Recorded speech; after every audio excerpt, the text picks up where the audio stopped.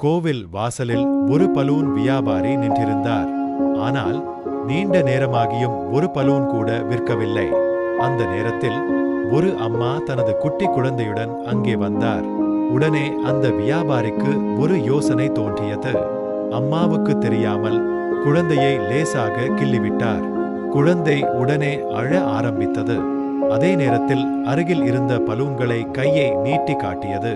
Balloon வேண்டும்னுதான் அழுகிறான் போல என்று நினைத்த அம்மா ஒரு அழகான பலூனை வாங்கி குழந்தைக்கு கொடுத்தார். குழந்தை அழுகையை நிறுத்தியது. வியாபாரியும் சிரித்தபடி தனது வியாபாரத்தை தொடர்ந்தார். ஆனால் ஒருவரை ஏமாற்றி கிடைக்கும் வெற்றி தற்காலிகம். நேர்மையால் கிடைக்கும் நம்பிக்கையே உண்மையான செல்வம். கோவிலின் பாதுகாவலர் இந்த சம்பவத்தை முழுவதும் கவனித்துக் கொண்டிருக்கிறார். அவர் பலூன் வியாபாரியை அழைத்து குழந்தையை ஏமாற்றி வியாபாரம் பண்ணுறது தவறு. இனிமே இந்த கோவில் வாசலில் வியாபாரம் செய்யக்கூடாது. கிளம்புங்க. பலூன் வியாபாரி தலைகுனிந்து அங்கிருந்து செல்கிறார். ஏமாற்றி சம்பாதிக்கும் பணம் நிலைக்காது. நேர்மையுடன் உழைத்து சம்பாதிக்கும் பணம்தான் நிலையான வெற்றியை தரும்.